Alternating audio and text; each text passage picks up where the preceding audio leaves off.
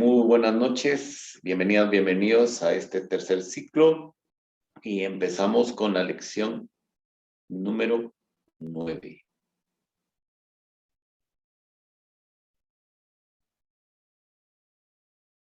Permítame.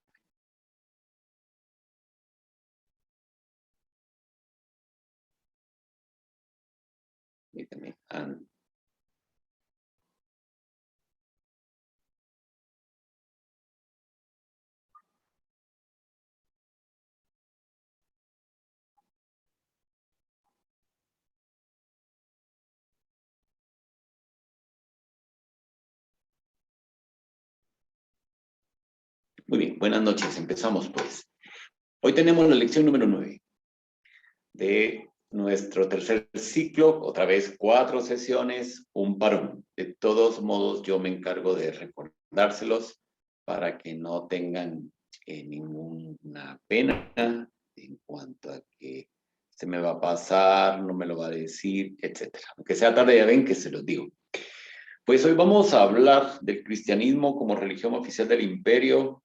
No vamos a llegar hasta cuando se declara religión oficial, pero ya nos estamos aproximando.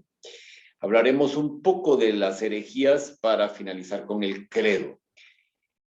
Prácticamente lo que estamos ahora analizando es la etapa de la construcción del discurso, pero ya no como en aquella etapa inicial, primero de un grupo pequeño, después de un grupo considerable y bajo una persecución. Y ahora veremos esa etapa donde el discurso se empieza a perfilar ya dentro de un esquema totalmente libre para la práctica religiosa, hasta concluir con una práctica religiosa cristiana obligatoria. Ahora estamos en la parte cuando ya los dejan de perseguir y pueden empezar a producir sus cosas teóricas, y es donde van a aflorar una serie de cuestionamientos internos que van a derivar a plasmar en un texto qué es lo que se debe de creer. Y el que esté fuera de ese contexto, de ese escrito, de ese documento, de ese canon de ideas, no es cristiano. En eso vamos a llegar al final de la clase de hoy, de cómo primero estamos en un grupo religioso que está dejando la época de las persecuciones para empezar a formarse ya como un grupo hegemónico, por decirlo de una manera sociológica.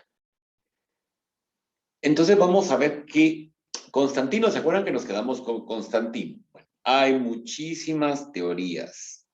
Frentzen, que es el texto que vamos a seguir hoy, prometo que ahora sí, el próximo martes vamos a hablar aquí.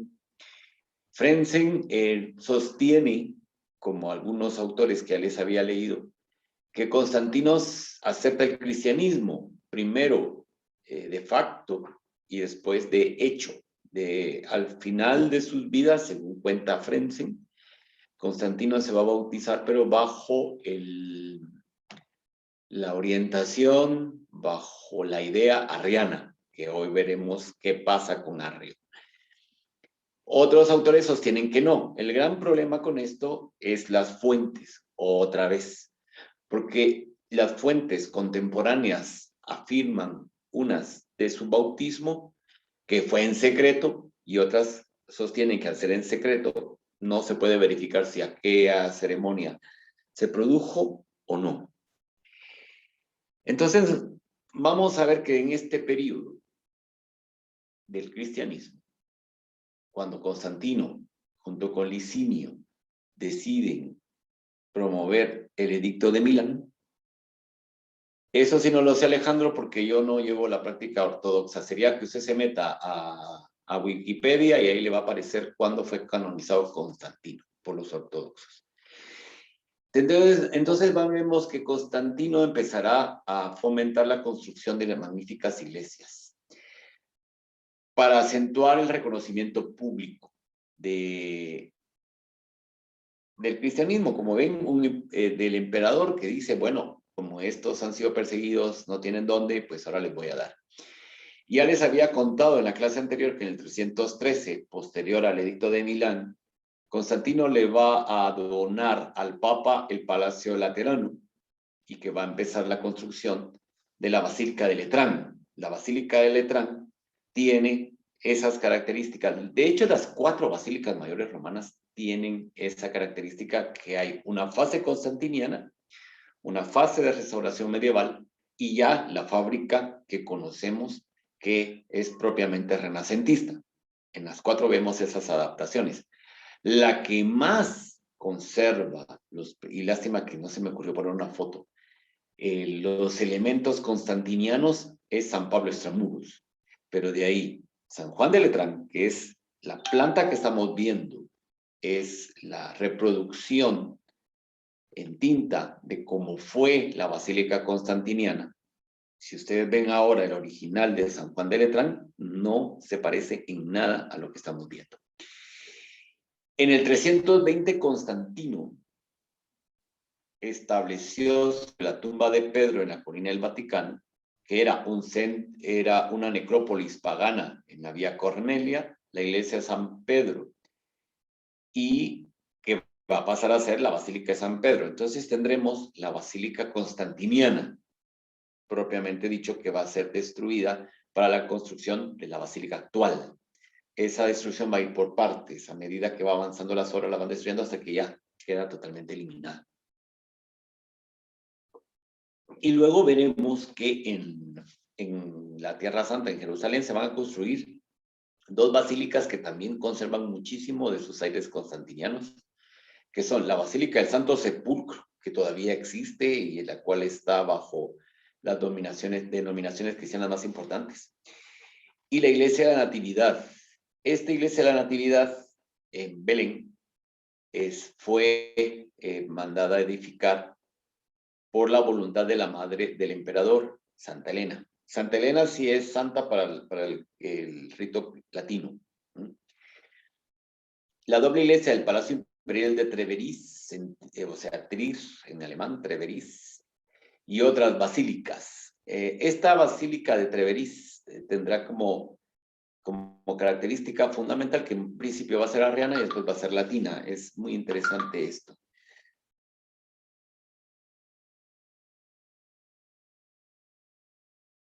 Entonces, ahí ya tenemos cómo influye Constantino en esta situación. En el 330, Constantino, según Frentzen, aquí viene la explicación de Frentzen del por qué decide esto. Para trasladar la ciudad de Roma, decide abandonar Roma y fundará la ciudad de Constantinopla, que va a ser calcada prácticamente a Roma. Y es la nueva residencia. Pero, y en esto sí estoy de acuerdo con Frentzen, la hace desde una visión cristiana, es decir, ya no van a haber templos paganos, sino templos romanos. Porque obviamente Roma estaba acentuada con un carácter eminentemente pagano, porque es que era el centro de todas las religiones del imperio. Y entonces esto va a suceder, la construcción de las iglesias como la de San Juan de Letrán, San Pedro, la Natividad, el Santo Sepulcro, el Palacio Basílica en Treveris, y obviamente la nueva ciudad de Constantinopla desde una visión cristiana, cuando el emperador seguía siendo el Pontifex Maximus del culto estatal pagano. Este título es fundamental para entender todo y para no caer en el error que Constantino fundó el catolicismo, como muchos todavía lo siguen repitiendo. Lo que estamos viendo en Constantino es que está ejerciendo ese poder que tenía sobre los cultos estatales paganos del imperio con la misma dimensión en el cristianismo. Si yo la acepté, la toleré, pues entonces yo también tengo que mandar como lo hago a los demás. Y por supuesto, los otros no le iban a decir nada porque empezaron a ver que se estaban favoreciendo y tampoco le estaban obligando a sostener un culto al emperador como era anteriormente. Entonces, como no era obligatorio, el ir a adorar al emperador, porque el emperador ya no iba a ser Dios, entonces pues lo aceptaron. Osvaldo nos dice, en algún momento se volvió para los gobernantes una moda, por así decirlo, el querer trascender como santos para el catolicismo, por el puesto que se empeñaba automáticamente pasaba a ser parte del santoral. No, no. De hecho, en el caso de Constantino, lo que estamos viendo es que él está ejerciendo algo que se va a llamar después como cesaropapismo, que va a ser explotado por los papas. Pero en general, los que son o que fueron emperadores y que fueron reyes o reinas y son santos y santas, no se debe a que hayan sido emperadores, reyes o reinas, sino se debe a la vida cristiana que llevaron. Eso no tiene nada que ver. O sea, aquí no van a copiar lo que sí sucedía en el Imperio Romano. ¿Por qué? Porque el Imperio Romano de Occidente no va a volver dioses a sus emperadores hasta que empieza una fuerza constante y una influencia constante del Oriente. Ahora, en Oriente los emperadores sí eran dioses en vida. Cuando el cristianismo llega al Oriente, pues vamos a ver algo similar, pero eso es en Oriente. No obstante, no quiero decir con esto que todos los emperadores bizantinos hayan sido santos, que no lo fueron, ni que todos los zares rusos, quienes van a tomar el palitroque de la tradición ortodoxa, sean santos. Si no, tendríamos a San Iván el Terrible, y no lo es, ¿ya? O a Santa Catalina la Grande, que tampoco la es, o a San Pedro el Grande, que tampoco lo es. Ya les explicaba la vez anterior, el único zar que tenemos próximo que ha sido canonizado con toda su familia fue Nicolás II, ¿verdad? Declarado mártir. Entonces, esto lo tenemos que tener en cuenta para tener, digamos, esa claridad. A ver, ahora esto no camina. Ahora sí. Muy bien, ya quedamos que en el 313 se emite el edicto de Milán, que va a ser dictado por el emperador Constantino, y en este documento se estableció la tolerancia religiosa y lo recalco para evitar confusiones en relación con el cristianismo, lo que implica que los cristianos pudieron libremente practicar sus ritos sin temor a ser perseguidos como las otras religiones. Pero la religión romana, Roma como una deidad, siguió siendo la religión oficial. El emperador Constantino siguió rindiéndole culto a Roma. ¿Por qué? Porque él era el Pontifex Maximus. Entonces, así como tenía simpatías por el cristianismo, o influido por su madre, por supuesto, pues siguió cumpliendo con los rituales que le exigía su puesto para las otras religiones presentes en el imperio. No pensemos que las va a rechazar, al contrario. No le convenía para ese momento. Como ya dijimos, y aquí nos vamos a fijar en la parte derecha, Constantino va a aceptar este edicto de tolerancia, se va a iniciar un proceso de cristianización del imperio. De hecho, acuérdense, la mayoría, un buen número, pues, de habitantes del imperio eran cristianos, y a partir de aquí se acelera ese proceso, ¿ya? Que va a culminar en el año 395, cuando el emperador Teodosio va a proclamar el cristianismo como religión oficial. Esta fecha aquí está errada, en esta diapositiva, de todos modos la usé, ya la voy a corregir posteriormente cuando ya nos toque esa parte.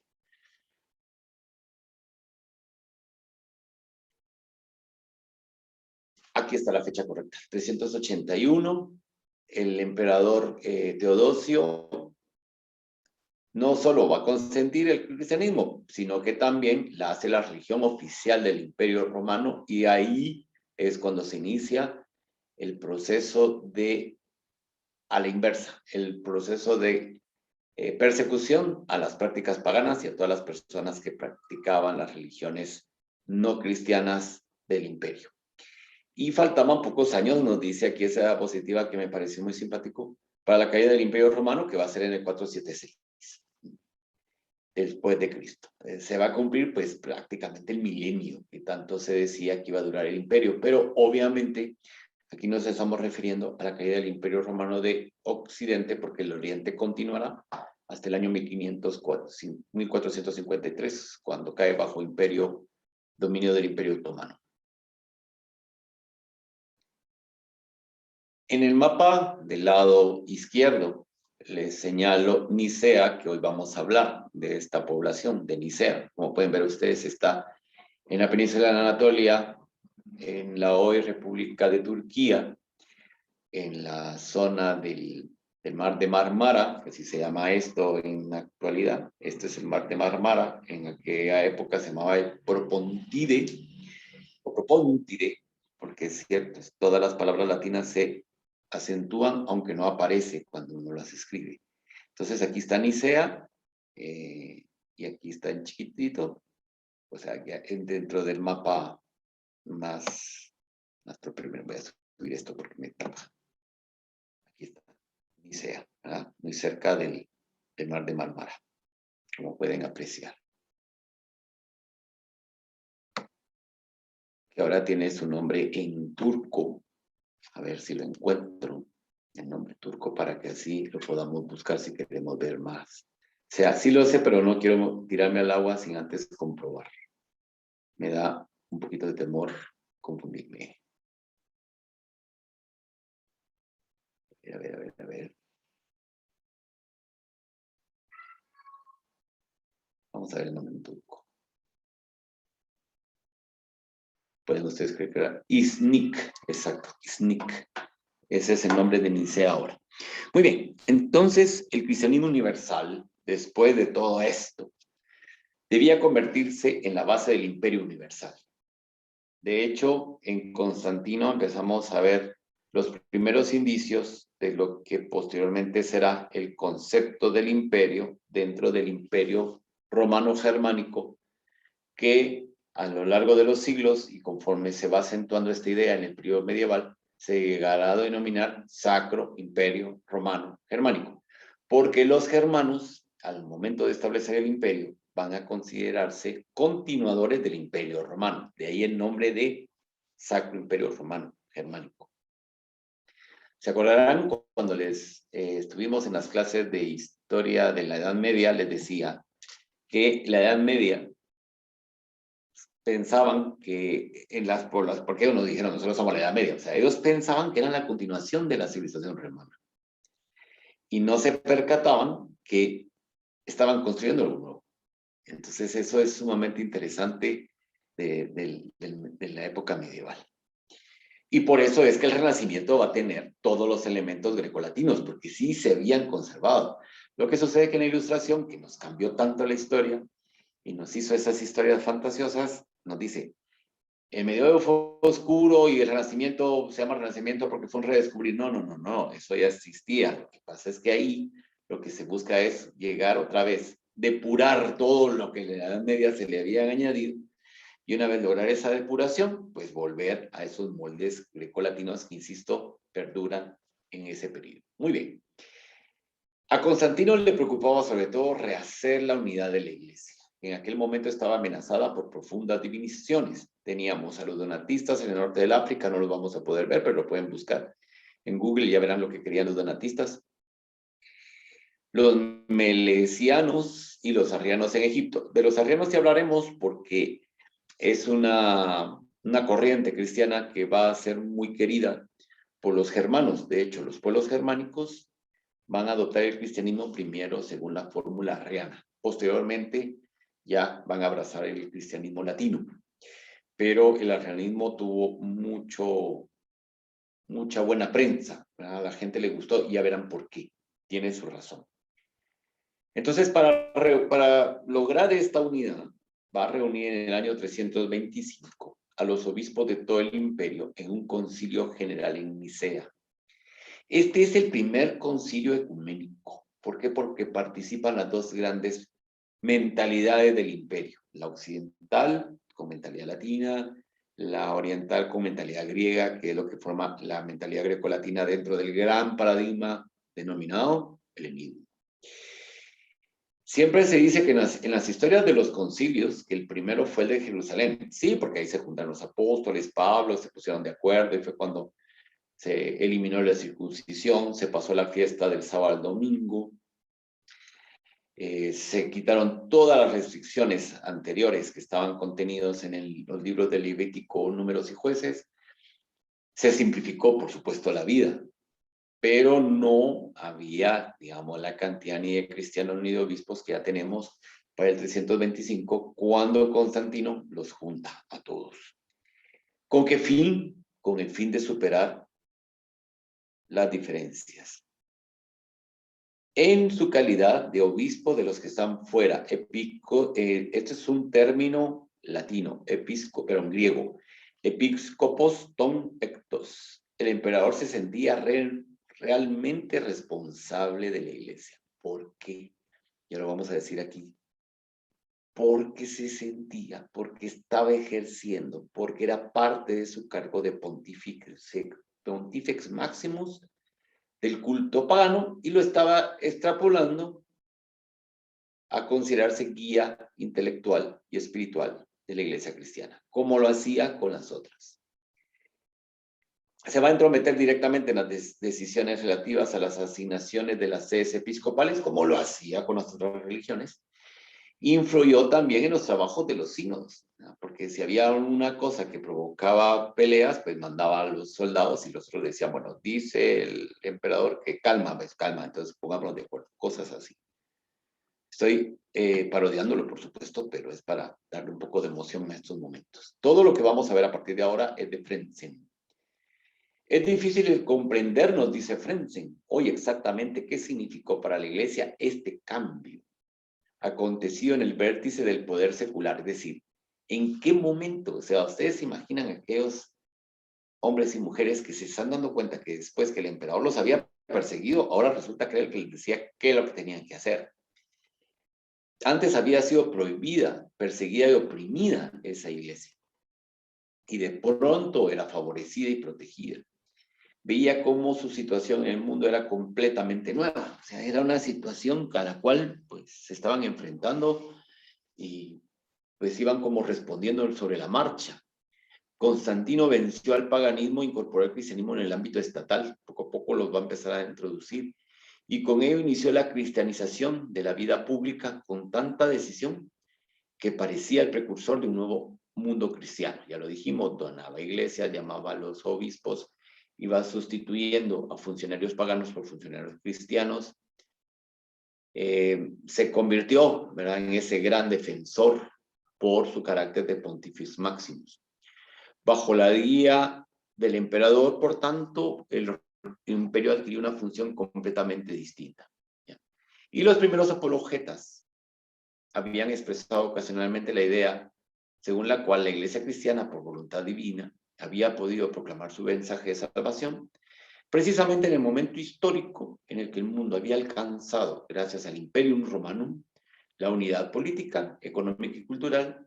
Así, el Imperio Romano había tenido la providencial tarea de preparar los caminos para que el cristianismo realizara su misión salvífica. Y eso, en los textos de los apologistas, destacan el hecho que Cristo nace cuando Augusto había impuesto la Pax Romanum. ¿Por qué? Porque en el periodo de Augusto pararon, por decir así, las guerras civiles que habían caracterizado no solo a la República, sino al nacimiento del imperio. Bueno, los estertores de la República fueron de guerras civiles constantes, si se acordarán en el curso de Historia de Roma que hablamos de eso un poquito. Y obviamente que Augusto, al terminar con todas las posibles facciones que podrían reclamar la división del poder, pues había propiciado ese momento en el cual nace Jesucristo. Entonces los apologistas destacan ese hecho. Y también destacan que al momento que el cristianismo vence al imperio, su espacio político le permite desarrollarse. Ya lo veíamos en la clase anterior, cómo la organización eclesial va a obedecer al sistema de organización administrativa civil impuesta por Diocleciano en la reforma del imperio. Diócesis, obispos. ¿Cómo se llamaba el funcionario que gobernaba una diócesis en el Imperio Romano? El obispo. Y entonces vamos a tener una analogía muy interesante ahí, cómo están utilizando la misma terminología. Esta línea del tiempo me encantó, porque nos va a poder permitir ver en forma gráfica lo que estamos hablando. Entonces tenemos Diocleciano con la tetrarquía y un sistema de poder de raíces paganas, poder como teocracia, ¿verdad? Diocleciano va a influir muchísimo en el carácter divino del poder. Y ya lo decía anteriormente, como sin querer es el que le va a dotar a la iglesia de su forma de organización. Constantino, con el edicto de tolerancia, acaba profesando la fe cristiana sin repercusiones directas a los paganos. O sea, los deja y después, según unos textos sí, otros no, se convierte. Constancio II cierra los templos paganos como anteriormente había hecho con las iglesias. Pero no hemos llegado todavía al momento de declarar la religión cristiana oficial, pero ya se está dando a la inversa porque aquí se empiezan a hacer los templos. Constante va a abolir por primera vez los sacrificios paganos. Ya lo decide. Y luego tenemos a Juliano. Juliano es conocido dentro de la genealogía de los reyes, de los emperadores romanos de la Roma tardía.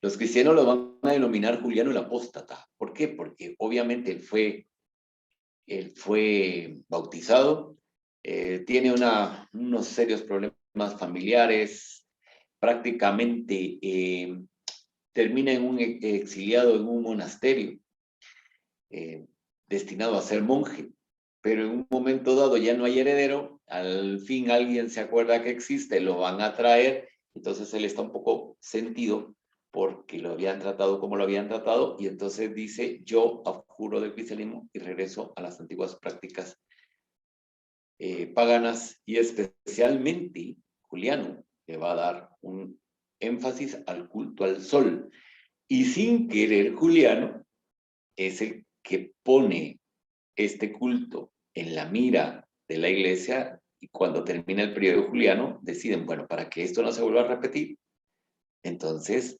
vamos a establecer el nacimiento de Cristo, que no hay fecha en ningún lado, 25 de diciembre, que es la fiesta antigua pagana del sol invicto.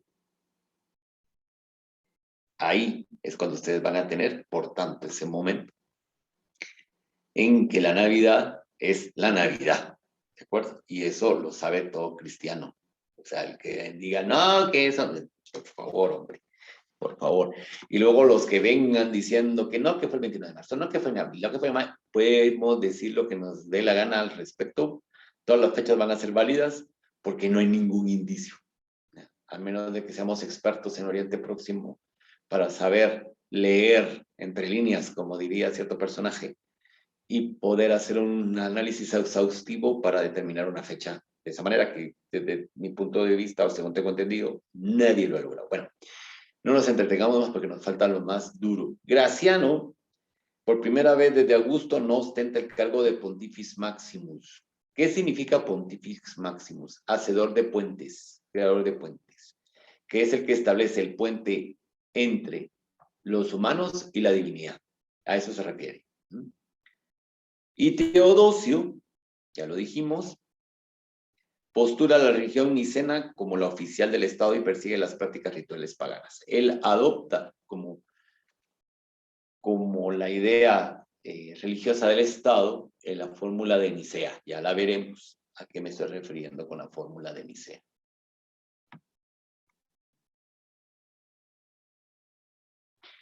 Eusebio de Cesarea, que es un historiador, nos dice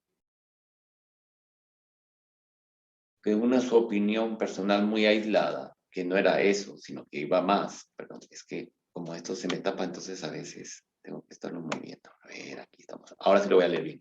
El historiador Eusebio de Cesarea no manifestaba solo una opinión personal, en lo que habíamos leído anteriormente, sino que expresaba el pensamiento de la mayoría de los demás obispos y contemporáneos cristianos, cuando en su Vita Constantini, o sea, Vida de Constantina, en capítulo 46, presentaba al emperador como el soberano cristiano ideal y veía cómo alboreaba en él una nueva época de salvación para la iglesia. A Eusebio le debemos la admirable descripción de un singular acontecimiento histórico. Por eso lo copié de Frentzen porque me gustó. El 25 de julio del 325, Constantino ofreció, con ocasión de la clausura del Concilio de Nicea, un solemne banquete a los obispos reunidos, precisamente cuando celebraba el 20º aniversario de su reinado. Y escribió Eusebio: ni un solo obispo faltó a la mesa del emperador. Y continúa entusiasmado: no es posible describir lo que sucedió entonces. Los guardianes y los soldados dispuestos en círculo vigilaban con las espadas desenvainadas el vestíbulo del Palacio Imperial, y en medio de ellos los hombres de Dios avanzaban sin ningún temor hasta las estancias más internas del palacio. Algunos de los obispos se sentaron a la mesa en el mismo diván que el emperador, mientras que otros se acomodaron en los divanes dispuestos a ambos lados. Fácilmente se podría pensar que se asistía a una visión del reino de Cristo y que todavía era solo un sueño y no una realidad. Vista Constantini, capítulo 3, libro 3, capítulo 15.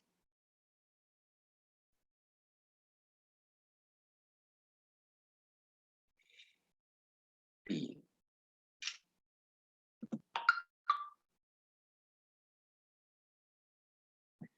también, yo no camino, ya. Ahora, dice Frentzen, ¿quién podría acusar a los obispos de aquel tiempo religiosamente convulso por haberse servido de buen grado de la ayuda estatal? El hecho de que las normas eclesiales, que precisamente entonces fueron elaboradas con mayor energía, encontraron también aprobación por parte del Estado, y si era necesario el brazo secular, lo que les decía antes, apoyara su ejecución, solo podía ser recibido con agrado por los obispos. Pronto los decretos conciliares fueron promulgados como leyes del imperio y con ello incorporados a la vida política. Eso es sumamente interesante, cómo las leyes eclesiales pues se empezaron a convertir parte también de la legislación romana. Porque eso es la influencia del derecho romano en mucho de lo que es ahora lo que se denomina el derecho canónico, ¿ya? Por esa situación.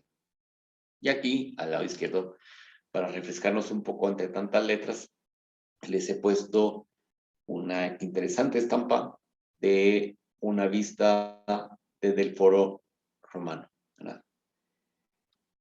Que es precioso, la verdad que es una belleza. Y aquí tenemos una iglesia que está ubicada en Turquía, porque acuérdense que la parte de la que hoy es Turquía fue cristiana, por supuesto. Precisamente en el momento en que Constantino decidió establecer la Iglesia Cristiana Universal como fundamento de su imperio universal, tuvo que constatar que no estaba tan unida y compacta como él había creído. O sea, el Constantino pensó que la cosa iba a ser miel sobre hojuelas y resulta que no. ¿Por qué? Porque había muchas luchas internas, lo que le habíamos visto, ¿verdad? Ya dijimos los donatistas, Melesio, el arrianismo, y seguían planteando cuestiones teológicas que aún no se habían resuelto, ¿verdad? No tenían respuesta. Y entonces esto va a crear mucha confusión, porque vamos a tener tres grandes temáticas que fueron objeto de debate de eso que Constantino quiso ordenar. Y estos se van a estar presentes durante los 3 siglos siguientes y va a frenarse cuando se den las invasiones germánicas. Posteriormente, seguirá en ese letargo por las invasiones islámicas hasta que nuevamente vuelvan a aflorar en el siglo XI, pero nos falta mucho tiempo para llegar al siglo XI, apenas vamos por el siglo IV. Estas tres temáticas son la doctrina trinitaria, la cristología y la doctrina de la justificación. La doctrina trinitaria va a ser resuelta en la fórmula de Nicea, pero posteriormente estallará nuevamente en el año 1100 algo, cuando los ortodoxos definitivamente se vayan, por una frasecita que aparece en la fórmula niceno-constantinopolitana. La cristología sí va a ser igual para los dos. Ahí no va a haber ningún problema. Tanto la iglesia latina como la iglesia ortodoxa tienen la misma cristología. Ahí no hay ningún problema. Y luego tenemos la doctrina de la justificación, que en Oriente no va a causar ningún escozor, pero en Occidente sí, y nuevamente volverá a estallar en el siglo XVI con Lutero. ¿Ya? Para que vean cómo estos procesos, estas discusiones teológicas, aparentemente se resolvían, quedaban como en un letargo y nuevamente volvían a aflorar. Impresionante. Muy bien, vamos a tener mucho texto en las tablas de diapositivas, por eso les estoy poniendo fotos para que se distraigan un poco. Aquí tenemos al lado de izquierdo la iglesia de Santa Sofía, hoy mezquita, que cuando Mustafa Kemal Atatürk funda la República Laica de Turquía, la declara museo y ahora Recep Tayyip Erdogan, que es un presidente fundamentalista islámico, la ha vuelto a convertir en mezquita. La doctrina de la Trinidad se trataba de expresar con más precisión la íntima relación existente. Aquí ya empiezan las complicaciones. La íntima relación existente entre el Padre y el Hijo y de iluminarla a la luz de la revelación. Es decir, ellos tenían que ver cómo entender el Dios cristiano según la revelación que va a estar contenida en las Sagradas Escrituras. En efecto, dice Frentzen, estas son palabras de Frentzen, la Sagrada Escritura habla del misterio trinitario sin ofrecer más explicaciones. Habla de un Dios creador, que es Dios Padre, un Dios Hijo que viene al mundo, Jesucristo, un Espíritu Santo que llega en forma de fuego sobre los apóstoles y los hace ir a predicar, o un Espíritu Santo en forma de paloma que cae sobre Jesús, se posa sobre Jesús en el momento de su bautismo. Es decir, esas imágenes, esos símbolos aparecen en esos textos de los evangelios, pero no se definen, ¿ya? O sea, no se explica, no se dicen quiénes son, no cómo están, cómo se conforman y tal.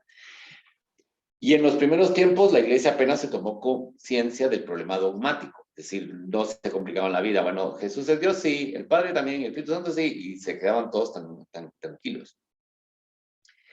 Que consistía en el hecho de que por un lado se afirmaba el más riguroso monoteísmo y la unidad monarquía, es decir, un monoteísmo expreso de Dios, es decir, solo es un Dios único y no puede estar dividido.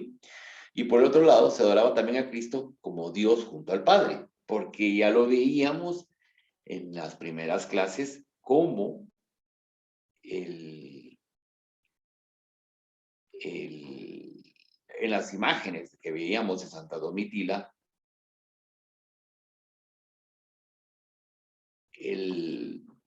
las imágenes de Jesús es de Dios.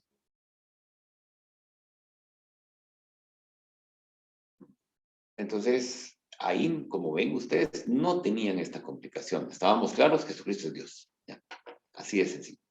Pero una vez la prueban, entonces todos estos asuntos que estaban ahí subyacentes florecen y provocan pues serios estragos.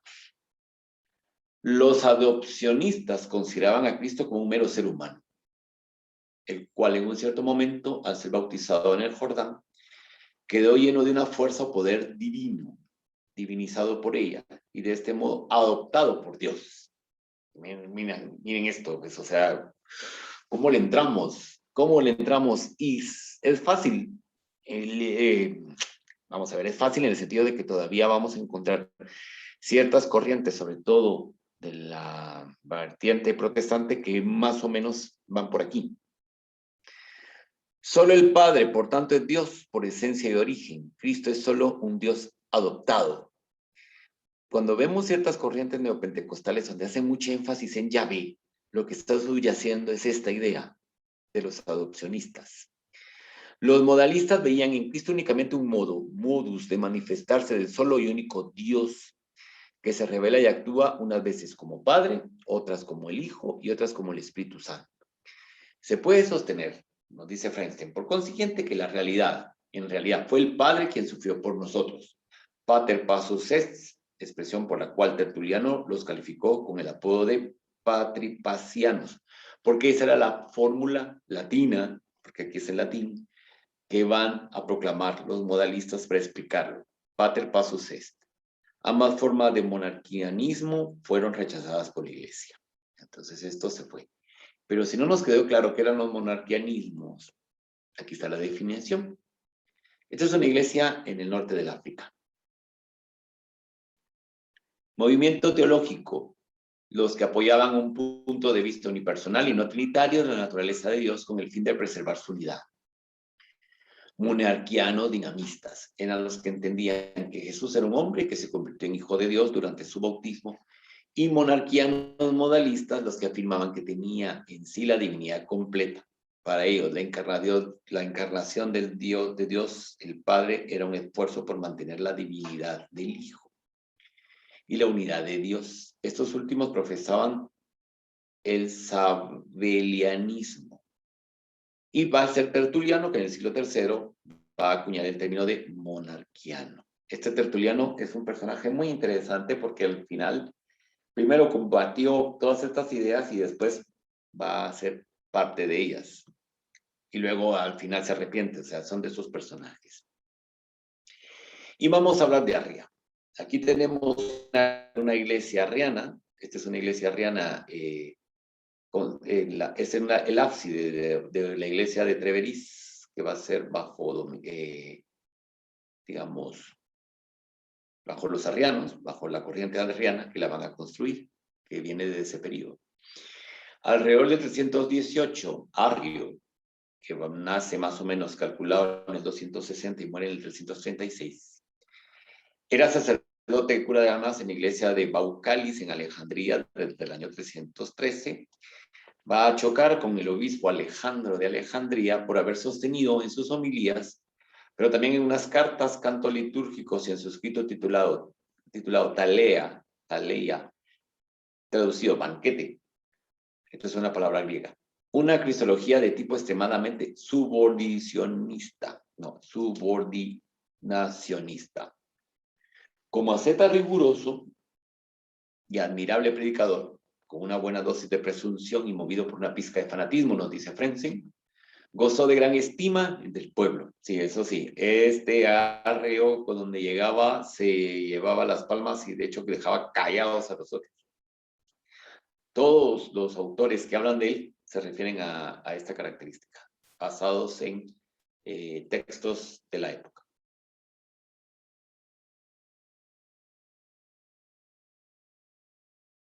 Su doctrina racionalista, polémica y conscientemente dirigida contra la escuela de los alejandrinos, causó pronto sensación. Bueno, esos alejandrinos que van a estar encabezados por Orígenes creen en el Logos como Jesucristo. Acuérdense que lo habíamos analizado un poco con el inicio de la introducción del Evangelio de San Juan, cuando nos habla de Logos.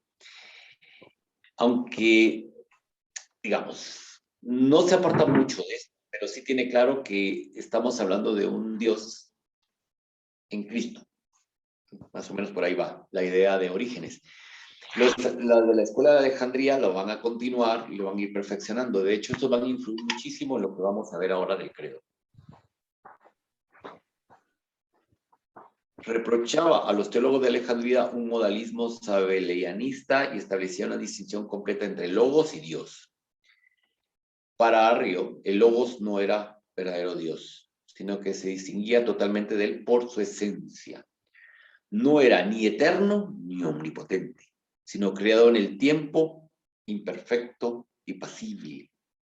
No obstante, Logos era la primera de todas las criaturas, muy superior a los hombres, y por eso podía ser calificado como un semidios, el demiurgo, pero no era divino de por sí.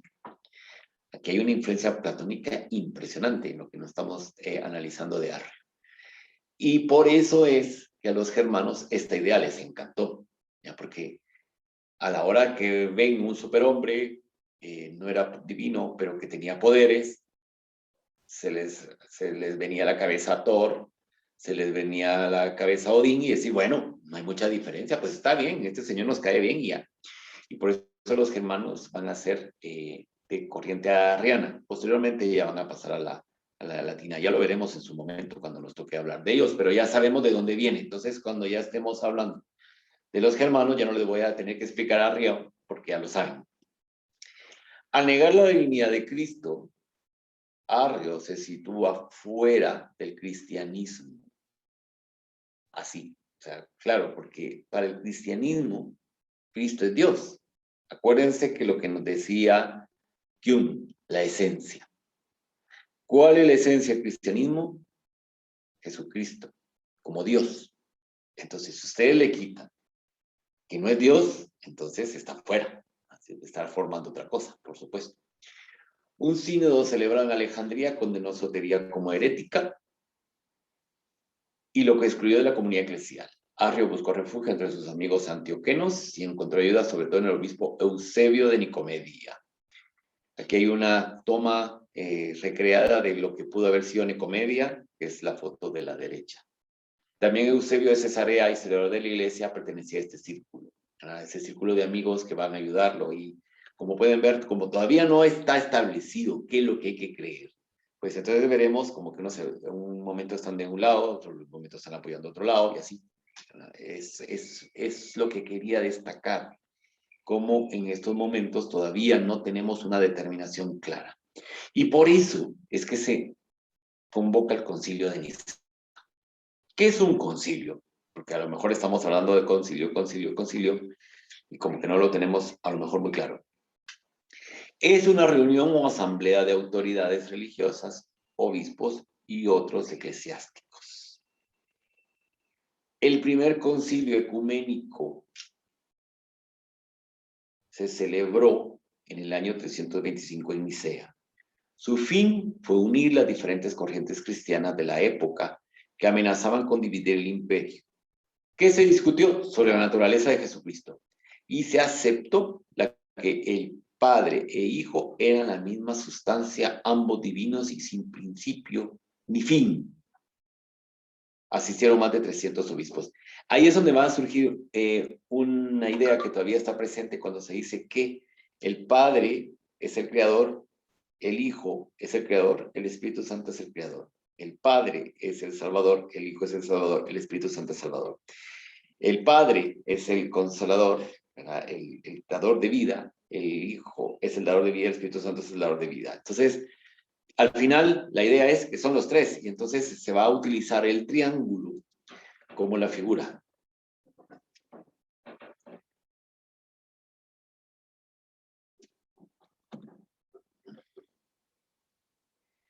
Muy bien. ¿Qué fue lo que aprobaron en Nicea? Pues en Nicea se va a aprobar el credo niceno, que dice así: creemos en un solo Dios, Padre Todopoderoso, Creador de todas las cosas visibles e invisibles, y en un solo Señor Jesucristo, el Hijo de Dios, unigénito nacido del Padre, es decir, de la sustancia del Padre. Dios de luz, Dios, luz de luz, Dios verdadero, de Dios verdadero, engendrado, no creado.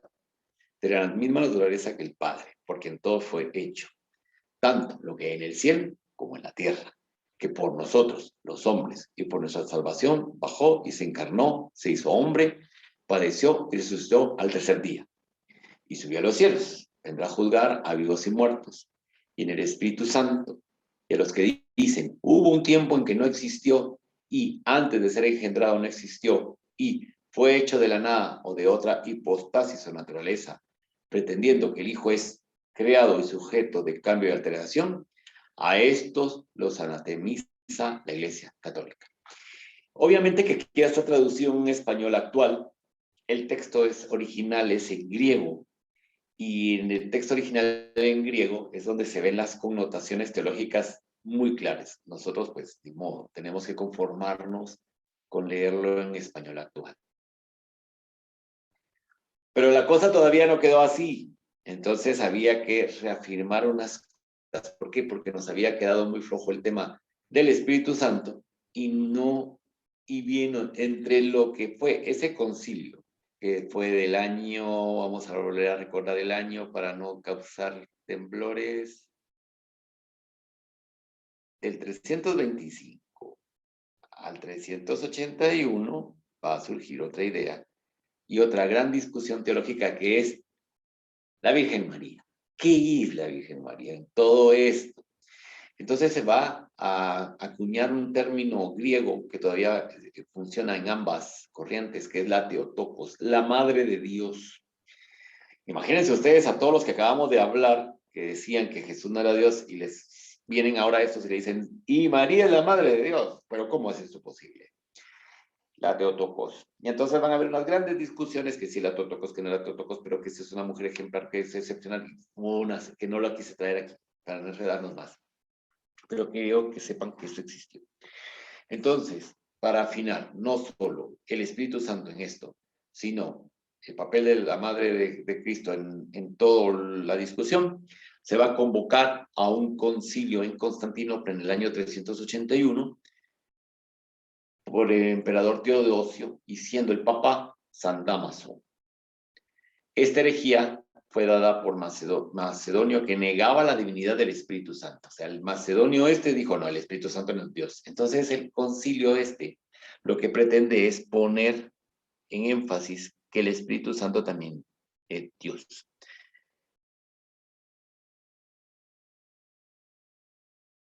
Efectivamente. Entonces, el concilio afirmó la divinidad del Espíritu Santo. Vamos a ver. Exactamente. Al ser la madre de Dios le daban divinidad a la Virgen, dice Elizabeth. Claro, siempre se ha dicho esto, de que es receptorio de Dios y, en fin, o sea, podríamos entrar a una discusión teológica sobre la Virgen María muy interesante, pero sigamos con esto. En el el concilio va a afirmar la divinidad del Espíritu Santo, el dogma de la Trinidad, y existe una sola sustancia en tres personas distintas, ¿ya? En él ratifica la fe de Nicea y añade una afirmación sobre el Espíritu Santo. Creemos en el Espíritu Santo, Señor y dador de vida, que procede del Padre y del Hijo, que con el Padre y el Hijo recibe una misma adoración y gloria, siendo este el credo o símbolo niceno-constantinopolitano, que se reza desde el año 381 hasta hoy. Y es este, que dice, creemos en un solo Dios, Padre Todopoderoso, Creador de la tierra, de todo lo visible y lo invisible, y en un solo Señor, Jesucristo, el unigénito de Dios, nacido del Padre ante todos los siglos, luz de luz, Dios verdadero de Dios verdadero, engendrado, no creados, consustancial con el Padre, porque en todo fue hecho, es decir, entre ellos dos, estuvieron en la creación, según la narrativa que llevamos hasta ahora de este símbolo, que así se le llama símbolo, que por nosotros los hombres y por nuestra salvación bajó el cielo y se encarnó por ahora el Espíritu Santo, y de María la Virgen. Aquí ya está el carácter de la Theotokos, y se hizo hombre. Por nuestra causa fue crucificado en tiempos de Poncio Pilato. Aquí ya le añadimos un dato histórico. Padeció y fue sepultado, porque en el otro, ¿se acuerdan que no se decía en qué momento fue? Y resucitó al tercer día según las escrituras, y subió al cielo, y está sentado a la derecha del Padre, y de nuevo vendrá con gloria, la parusia que va a tener tantos efectos en la Edad Media, para juzgar a vivos y muertos, y su reino no tendrá fin. Y en el Espíritu Santo, Señor y dador de vida, que procede del Padre. A ver, permítame, es que aquí tengo que aclararles una cosa, y para eso sí necesito el texto latino. Y si no, lo voy a buscar para no... Ay, ¿qué pasó? Si no puedo meter la pata. No, hombre, aquí está. ¿A dónde vamos? Y se encarnó por el Espíritu Santo, así. Y en el Espíritu Santo, et Spiritum Sanctum, tiene que ser. Aquí está, et in Spiritum Sanctum, Dominum et vivificante. Y en el Espíritu Santo, Señor y dador de vida, Dominus et vivificante, que eso es lo que significa en latín. Que procede del Padre, cui ex patre filoque et filoque procedit, que procede del Padre. Este filoque procedit es la gran discusión que existe entre los cristianos de rito latino y los ortodoxos, porque ellos dicen de que no puede proceder como hijo, el filoque, famoso de latín. Lo que pasa es que en español, como ustedes se dan cuenta, no nos causa ningún escozor. Pero el término latino traducido ya en la jerga, por decirlo así, teológica, es lo que provocó ese cisma. Que con el Padre y el Hijo recibe una misma adoración y gloria, y que habló por los profetas. Entonces, este símbolo que también rezan los ortodoxos, no es procede el filoque procedi, no. ¿Verdad? Es, y en el Espíritu Santo, Señor y dador de vida, que con el Padre y el Hijo recibe una misma adoración y gloria. Esa parte, fuera, ¿de acuerdo? Y que habló por los profetas, en una iglesia santa, católica, apostólica. Confesamos un solo bautismo para la remisión de los pecados, esperamos la resurrección de los muertos y la vida del mundo futuro. Amén. Tenemos un grupo de ortodoxos que son fieles a Roma. Entonces ellos rezan el credo, como les acabo de decir, sin la parte que nosotros rezamos. Pero de ahí, todo es lo mismo. ¿No? Y con eso terminamos y ya nos seguiremos complicando teológicamente la próxima clase. Y he decidido poner fin con las letras alfa, que es el inicio, y la omega, que es el fin. Por eso es que lo he usado así. ¿Alguna pregunta que pudiesen tener? Aunque ya nos pasamos unos minutitos, 3. Si tuvieran alguna pregunta, algún comentario, algo que deseen que se amplíe, todavía tenemos unos minutitos. ¿No? Las últimas clases se me han quedado muy calladas, muy callados. ¿Qué ha pasado? Buenas noches, doctor. Bueno, más que pregunta es como Ángeles. comentario. Sí, así es. Creo que con lo visto hoy en clase, bueno, claramente usted nos permite aclarar lo que usted ha venido repitiendo mucho con el término popular, por decirlo así, el término judeocristiano. Creo que con esto ya absolutamente quedó más que claro con colocando estos temas sobre la mesa, especialmente los dogmas, ¿verdad? Que no comparte precisamente el judaísmo, o sea, están totalmente desfasados.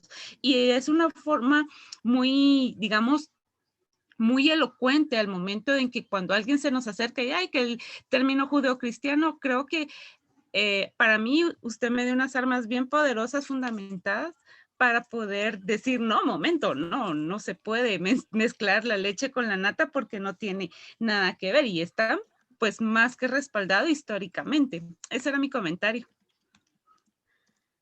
Ah, muy bien. Tiene toda la razón.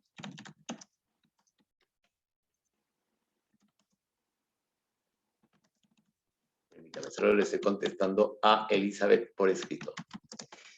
Muy bien. Perfecto. Es así. ¿Se dan cuenta? Que ¿por qué esa frase de judeo-cristiana? Aquí no está apareciendo ya nada del judaísmo. Si ustedes pudieron apreciar, no hay nada. Prácticamente, con esto que acabamos de ver esta noche, dejaron a un lado a Yahvé, a todo lo demás. ¿Ya? Fuera, fuera. O sea, y aquí ya estamos ante una concepción de una divinidad desde una visión helenística. Dice Alejandro, no encontré fecha de canonización, pero parece que no hubo canonización como tal. Lo curioso es que también es santo y fuera una iglesia católica de oriental. Muy bien. ¿Alguna otra pregunta? Si fueran tan amables. Si no, pues lo dejamos aquí. Mañana empiezan, como la mayoría son de la Escuela de Historia, y a los que no lo son también, están cordialmente invitadas, invitados para el día de mañana que empezamos nuestras actividades de aniversario, 47 años de la fundación de la Escuela de Historia como escuela no facultativa. Hay una serie de actividades. Mañana tenemos un coloquio muy interesante con egresadas y egresados de nuestra unidad académica y estudiantes también. Luego, el miércoles empieza el coloquio de antropología que dura 3 días. El viernes tenemos la actividad, vamos a ver, ya se me hizo bolas todo. Ahora le digo, así vamos a las fuentes, porque lo estaba haciendo todo de memoria y la memoria a ciertos momentos como que falla. Vamos a ver.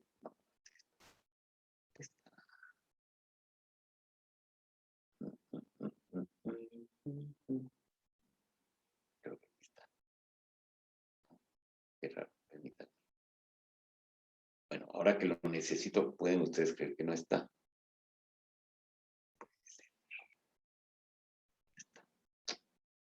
Ah, bueno, aquí está. Aquí está. Bueno, ahora les digo. Entonces, ya les dije, mañana tenemos nuestra actividad esta de aniversario. Aquí está. El área de historia tiene su actividad el 18 de agosto, que es el miércoles, con un tema muy interesante que es Guerra y Sociedad en Guatemala y Chiapas, primera mitad del siglo XIX. Y el viernes tenemos la actividad de arqueología. El sábado, la actividad del sabatino, y por la tarde las compañeras y compañeros de la asociación tendrán una actividad especial de aniversario. Así es de que están invitadas, invitados. Todo va a ser transmitido por Facebook Live y por YouTube, en canales tanto de la escuela como la señal que va a difundir por sus medios de comunicación la Dirección General de Docencia. Así es de que están cordialmente invitadas e invitados a participar de las actividades del 47 aniversario de la Fundación de la Escuela de Historia como escuela no facultativa. Nos veremos mañana y si no, pues nos veremos el próximo martes en nuestra clase número 10. Muchísimas gracias por estar aquí, por su constancia. Todavía seguimos siendo un bonito número. Ya le dije, y si se me quedo solo, pues la sigo grabando solo.